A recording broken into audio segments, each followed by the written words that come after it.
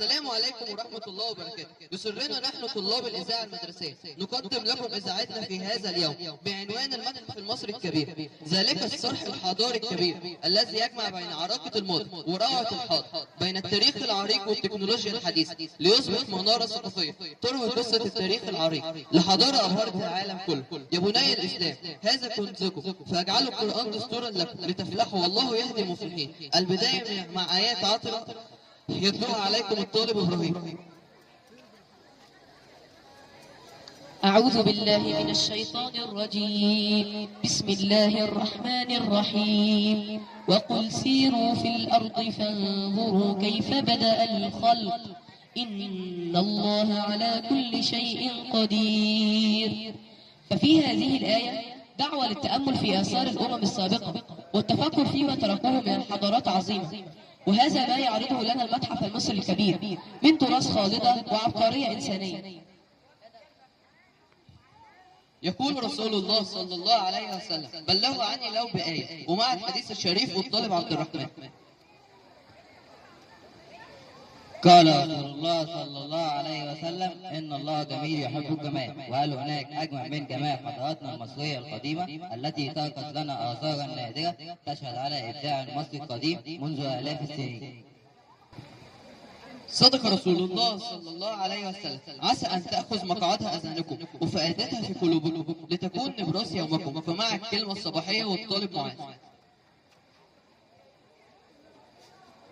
أيها الأحبة، إن المتحف المصري الكبير ليس مجرد مكان لعرض القطع الأثرية، بل هو ذاكرة وطن وأمة تمتد جذورها لأكثر من 7000 عام، وفي كل قطعة معروضة قصة، وفي كل تمثال عبرة. لقد أثبت المصري القديم عبقريته في الهندسة والفن والطب والفلك، وها نحن اليوم نكمل مسيرته بالعلم والمعرفة. فزيارة المتحف ليس نزهة فحسب، بل رحلة في عمق الزمن تذكرنا بأننا أبناء حضارة عظيمة تستحق الفخر. فليكن شعارنا اليوم: نحافظ على تراثنا ونبني مستقبلنا. إن كنت لا تعلم فسوف تعلم مع فقرة هل تعلم الذي يقدمها لنا الطالب تايب. هل تعلم أن بناء المتحف المصري الكبير استغرق أكثر من 20 عاما من العمل المتواصل؟ هل تعلم أن واجهته مكونة من ألواح حجرية تماثل لون الأهرامات ليكون امتدادا بصريا لها؟ هل تعلم أن المتحف يضم تمثال الملك رمسيس الثاني الضخم الذي تم نقله من ميدان رمسيس إلى مدخله الرئيسي؟ هل تعلم أن المتحف المصري يستخدم تقنيات عرض حديثة بالضوء والصوت والواقع الافتراضي لتوضيح الحياة في مصر القديم؟ هل تعلم أن المتحف سيجذب ملايين الزوار سنويا ويعد من أهم المشاريع الثقافية في القرن الحادي والعشرين؟ والآن مع فقرة المتحف المصري التي سيقدمها لنا الطالب ياسين إسلام. على ضفاف الجيزة الشماء معلمها تحاكي مجد أجداد ومغزى عصر تستهل. قصر من النور في أركانه العبر، من الخروج وأسراره من الحلم، تطل فيه تماثيل الملوك على أحفادهم كأن الوقت يبتسم. خوفه في الجلال لا يزاحمه إلا الغروب، إذا ما سار ينتظم. في الممرات تمشي روح السائرة تقرأ على قدر تاريخنا وتستلم، كأن رأى أعضاء متحف اتساعا ليهدي العلم. لا حجر من يفهم، يا قبة الفن، يا تاج الحضارة، يا ذاكرة الأرض، وين من يلي سيبقى وجهك يا مصر في مداك السنة. المتحف الكبير ده يحتكم. فمرحبا بكم جميعا في هذا الصباح الجميل. يا مصر يا أرض الجمال، يا مهد التاريخ كمثال، فيك حضارة وعقول والجد في وجه المحال. في كل حجر قصة تروى بكل اعتدال، من توت عنخ للإله ومن الأسرة للأبطال. والآن مع فقرة الشعر مع الطالبة نور. على ضفاف النيل بتحكي الحجارة عن حضارة عمرها آلاف السنين. كل تمثال في مكانه له عبارة بتقول للعالم إحنا العظماء من زمان. هنا مصر في المتحف المصري حكاية المجد والسحر والضمير، من خوفه لتوت عنخ آمون. له ده التاريخ واقف بين العيون، قاعد قاعات بتنور بالعظمة والفن، أسرار من قلب الزمن. كل حجر بينادي اسم الوطن، بيقول مصر دايما في العالم. هنا مصر في المتحف المصري، فيه الروح، فيه النور، فيه المصير، من أجدادنا للي جايين. ده الأمل ساكن في الحنين، من الأهرامات لبوابة المتحف، خطوة مجد فوق خطوة الشغف.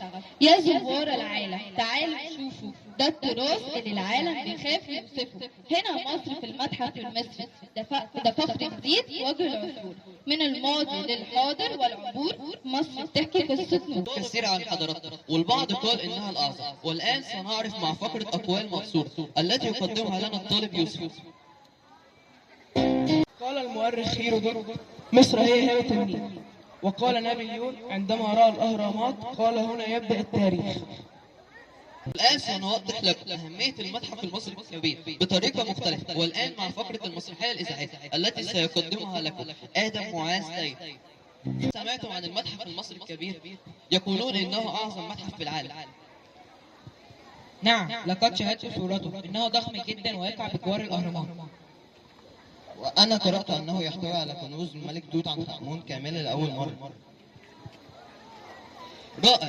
إذا عندما نزوره سنتعرف على تاريخ أجدادنا الفراعنة. بالتأكيد، وسنتعلم كيف كانوا يكتبون ويعيشون ويبدعون. فلنفتخر إذن بأننا أبناء هذه الحضارة العظيمة. والآن مع فقرة من أهم الفقرات الإذاعية اليوم، وهي المعلومات العامة التي ستقدمها لنا الطالبة بريخال. المتحف المصري الكبير يعد أكبر متحف في العالم مخصص لحضارة واحدة، وهي الحضارة المصرية القديمة. يقع المتحف على مساحة حوالي نصف مليون متر مربع بالقرب من أهرامات الجيزة. يضم أكثر من 100,000 قطعة أثرية تغطي عصورا مختلفة من التاريخ المصري القديم. من أبرز معروضاته كنوز الملك توت عنخ آمون التي تعرض لأول مرة كاملة في مكان واحد. تصميم المتحف يمزج بين العمارة الحديثة والروح الفرعونية، حيث تظل وجهاته الزجاجية الضخمة على الأهرامات. يحتوي المتحف على قاعات عرض ومراكز أبحاث ومناطق تعليمية للأطفال وسينما ومكتبة علمية. يهدف المتحف أن يكون مركزا عالميا للتعلم والثقافة، ومكانا يعرض للعالم الوجه المشرق لمصر وحضارتها. أهلا بكم في المتحف المصري الكبير، حيث يلتقي التاريخ القديم بعجائب الحاضر في مزيج ساحر يجمع بين الماضي والحاضر والمستقبل. الأول من نوعه، سيكون المتحف المصري الكبير أكبر متحف أثري في العالم، مخصص لحضارة واحدة، متوازيا هندسيا مع الأهرامات الخالدة، وعلى بعد كيلومترين فقط من هضبة الجيزة. موقع المتحف الاستراتيجي يوفر تجربة متكاملة تجمع بين الثقافة والمعالم السياحية والترفيه. صمم المتحف المصري الكبير للإبهار، إبهار في الحجم، العمارة، الثقافة، الابتكار والتاريخ. كل تفصيلة في المبنى صممت لتكون ريادية، مستدامة ومبهرة.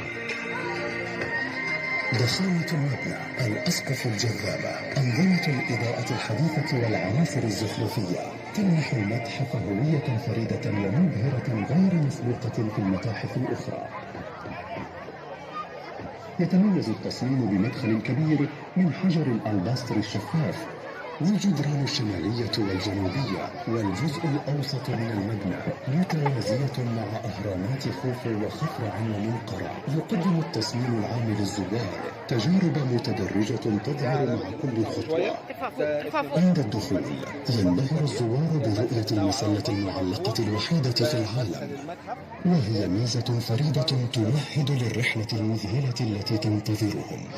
وتستمر العظمة بالتقدم نحو البهو العظيم، حيث يقف تمثال رمسيس الثاني الهائل الذي يبلغ وزنه 80 طنا، كشاهد على حرفية وقوة المصريين القدماء. وعلى بعد خطوات يستقبلك الدرج العظيم بمساحة 6000 متر مربع وارتفاع يعادل 6 طوابق. عند صعود الدرج العظيم يمر الزوار على 59 تمثالا ملكيا وقطعة أثرية فريدة.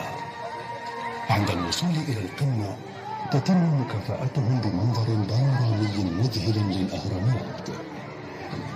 يضم المتحف 6 قاعات دائمة و4 معارض مؤقتة تعرض آلاف من القطع الأثرية، ومنها المجموعة الكاملة للملك توت عنخ آمون المجتمعة لأول مرة منذ اكتشافها. بشكر المدرسين والمدرسات على الوقفة مع الولاد واسكتوا. بشكر سنة 5 على النظام اللي طلعوا. ودلوقتي هنقول كلمة باسم المدرسة. أبناء الطلاب وبنات الطالبات، هنا في مصر عرق التاريخ.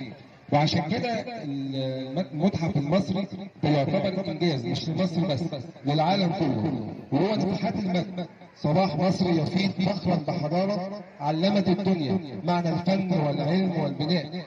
حديثنا كان اليوم عن اعظم المشروعات في القرن ال21، عن صرح ينتظر العالم اجمع بشكل واعجاب، انه المتحف المصري الكبير. يقع المتحف المصري الكبير على بعد خطوات من اهرامات الجيزه الجديده، وكانه امتداد طبيعي لتاريخ عريق بدا منذ الاف السنين. هو ليس مجرد متحف، بل اكبر متحف اثري في العالم، متخصص في حضاره واحده هي الحضاره المصريه القديمه، تلك التي ما زالت تبهر العالم كله وتبهر كل من يحاول ان يفهم سرها وجمالها. يضم المتحف اكثر من 100,000 قطعه اثريه تروي صورا من تاريخنا. المتحف أكثر من 100,000 قطعة أثرية تروي فصولا من تاريخنا الممتد من عصور ما قبل التاريخ وحتى العصر اليوناني والروماني، من بينها 50,000 قطعة أثرية ستعرض لأول مرة. ومن أبرز ما يميزه أنه سيعرض كنوز الملك توت عنخ آمون كاملة لأول مرة منذ اكتشاف مقبرته في وادي الملوك قبل أكثر من 100 عام. كما يحتوي المتحف على قاعات عرض ضخمة ومراكز للترميم ومناطق تعليمية وثقافية وحدائق ومساحات عامة، تجعل منه مدينة متكاملة للفن والتاريخ والمعرفة. والحدث الذي يملأ قلوبنا فخرا هو أن المتحف المصري الكبير سيتم افتتاحه رسميا يوم السبت. سقف يا جماعة كلنا، واحنا كنا نتمنى ان احنا نشارك يوم السبت في الافتتاح، لكن احنا شاركنا هنا في المدرسه وعملنا جزء من العرض كاننا بنشوف التماثيل اللي اتعرضت من المتحف. المتحف المصري الكبير هو رساله من اجيال الحاضر الى اجداد الماضي، تقول لهم لن ننسى ما صنعتموه وسنحافظ على تراثكم بكل حب واعتزاز. وهو ايضا رساله من مصر الى العالم اجمع، تقول فيها هنا مصر، هنا بدأت الحضارة وهنا ستبقى إلى الأبد. أبناء الطلاب وبنات الطالبات، المتحف المصري الكبير لا يضم فقط آثارا خالدة، بل يعكس ملامح هويتنا المصرية الأصلية، ويعلمنا أن التقدم لا يتحقق إلا إذا احترمنا تاريخنا العظيم، فلنرفع رؤوسنا عالية. فاليوم نتحدث وتحدثنا عن ماضي صنع المجد وغد يصنع الأمل. ومع افتتاح المتحف المصري الكبير يوم السبت المقبل نثبت للعالم ان مصر لا تزال وستظل دائما منارة الحضارة وموطن العظمة والخلود. وفي كل يوم جديد تزداد مصر اشراقا لمشروعاتها القومية وحفاظها على تاريخها العريق.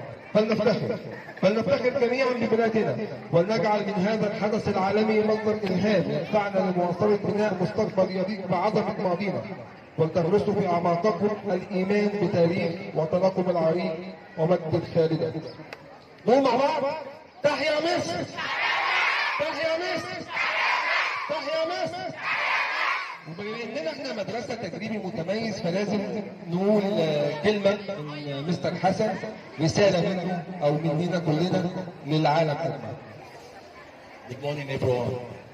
Next Saturday, our country will celebrate the grand opening of the new Egyptian Museum. This museum is a great treasure that tells the story of an ancient civilization. It shows the world how rich and powerful Egypt's history is. So, let's all be proud of our country and its amazing heritage. Thank you.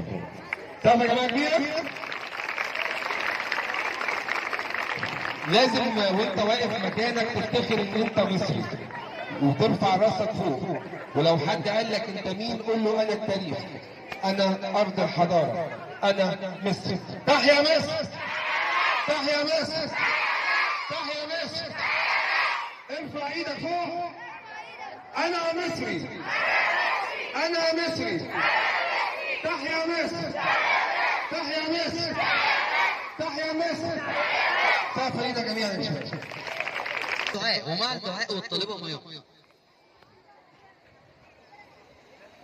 اللهم احفظ مصر وأرضها وأهلها وبارك في آثارها وتاريخها المجيد. اللهم اجعل المتحف المصري الكبير منارة للعلم والحضارة ومصدرا للفخر والعزة وشاهدا على عظمة أجدادنا وبراعة فنهم وإبداعهم. اللهم وفق القائمين عليه وأعينهم على حفظ كنوز التاريخ وثورة تراث الإنسانية، واجعل من هذا الصرح العظيم وسيلة للتقريب بين الشعوب ونشر للجمال والمعرفة والسلام. اللهم كما حفظت الأهرام عبر الزمان فاحفظ آثارنا ومتاحفنا من كل سوء واجعلها سببا لنهضة هذا الوطن الغالي. آمين يا رب العالمين. اللهم امين.